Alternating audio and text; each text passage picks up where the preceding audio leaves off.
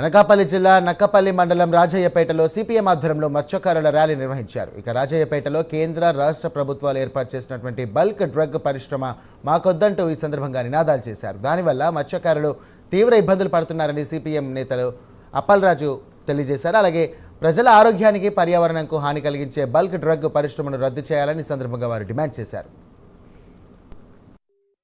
Drug ఫ్యాక్టరీలు ఈ ప్రాంతంలో పెట్టొద్దని చెప్పి నిరసన కార్యక్రమం చేయడం జరిగింది.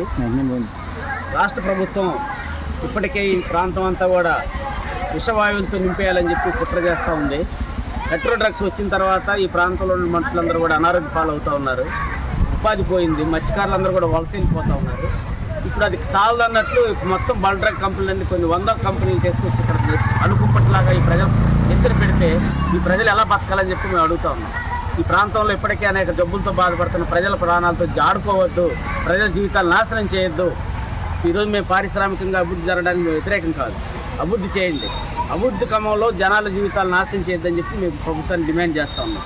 ఈ ప్రజలు ఎలా బతకాలి? ఈ ప్రభుత్వంలో వస్తే ఈ ప్రభుత్వ రంగంలో ఈ ప్రభుత్వం అంతా కూడా ఈ జీవితాలు నాశనం చేస్తే ఈ ప్రజలకు ఎంతమందికి ఉపాధి ఇస్తారు? మీరు ఈ ప్రాంతంలో ఉన్నటువంటి మత్స్యకారులకు ఏం రక్షణ కల్పిస్తారు? ఏం భరోసా కల్పిస్తారని మేము అడుగుతా ఉన్నాం. ఇప్పటికీ ఎంత ప్రకటిస్తున్నారో ప్యాకేజీ చెప్పలేదు. యువకులకు ఎంతమందికి ఉపాధి ఇస్తున్నారో చెప్పలేదు.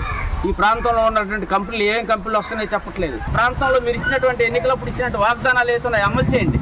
అవేం కాకుండా ప్రజల ప్రాణాలతో మాత్రం ఆడుకుంటే మాత్రం సిపిఎం పార్టీ రానున్న కాలంలో మొత్తం మత్స్యకారులందరూ కూడా ఐక్యం చేసి పెద్ద ఎత్తున ఉద్యమిస్తామని చెప్పి ఈ సందర్భంగా తెలియదు.